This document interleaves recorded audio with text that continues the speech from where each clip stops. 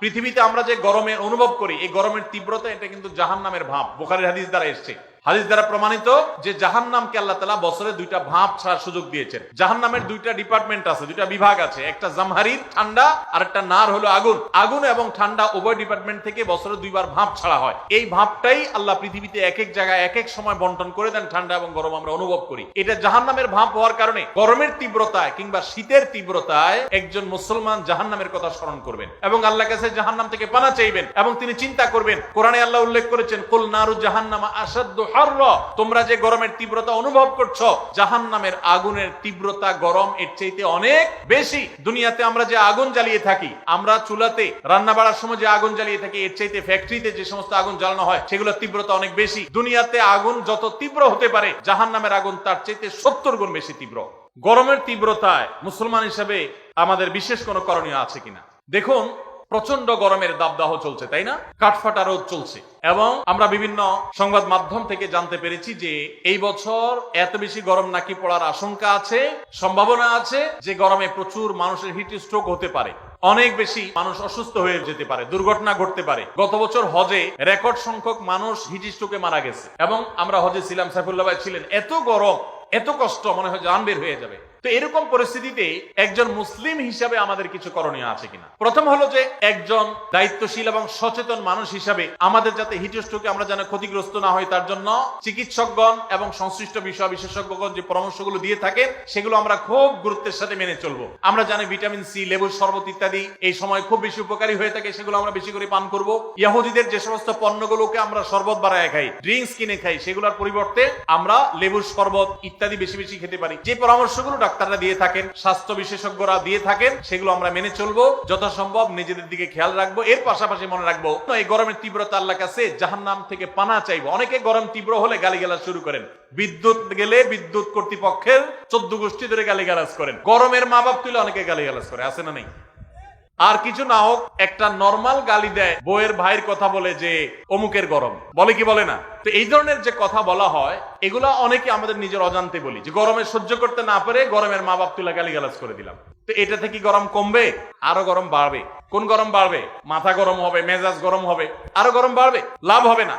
তিরমিজির একটা হাদিস আছে, যে জিনিসটাকে গালি দেওয়া যায় না, অভিশাপ দেওয়া যায় না, ওইটাকে যদি কেউ অভিশাপ দেয় তাহলে সে অভিশাপ তার উপর এসে বর্তা।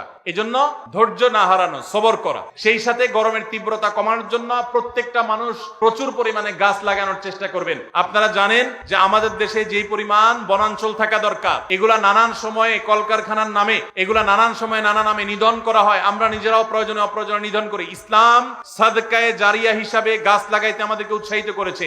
মসজিদ বানানো যেরকম সওয়াবের কাজ, মাদ্রাসা বানানো যেরকম সাদকা জারিয়ার কাজ, গাছ লাগানো কিন্তু একটা সাদকা জারিয়ার কাজ। আমরা গত বছর আসুন্নাহ ফাউন্ডেশন থেকে 1 লক্ষ গাছ লাগিয়েছি সারা দেশে। আপনাদের নওগাঁ জেলাও লাগানো হয়েছে এবং সারা দেশে আমরা প্রচুর পরিমাণে লেবুর গাছ লাগিয়েছি, আম গাছ, পেয়ারা গাছ ইত্যাদি আমরা লাগিয়েছি।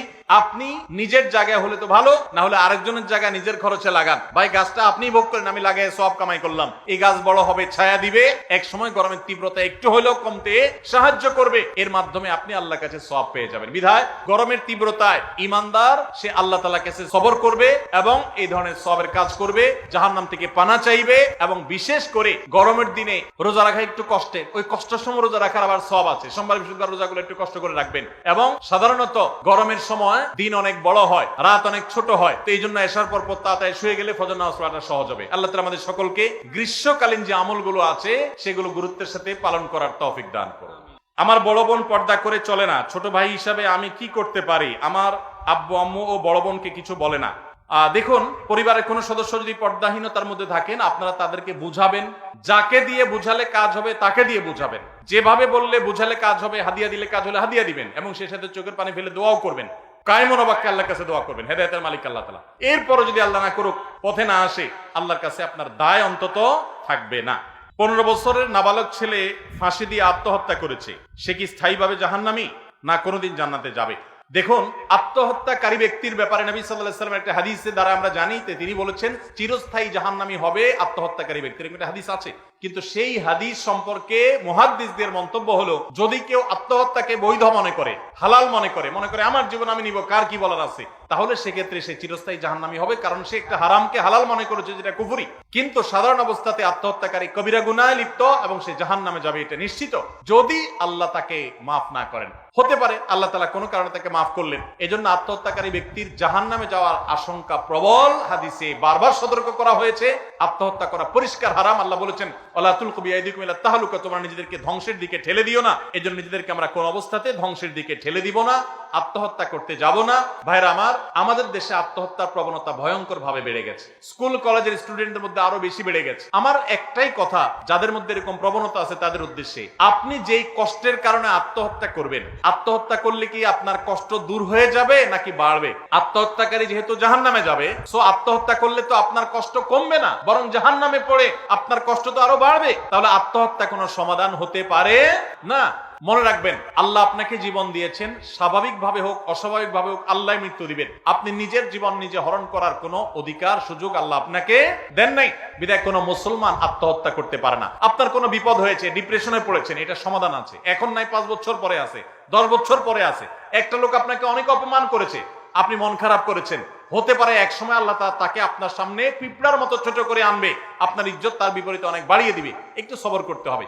ইমানদার কখনো আল্লাহর রহমত থেকে আশা হারাবে না। আল্লাহ আমাদের সবাইকে সেই তৌফিক দান করুন।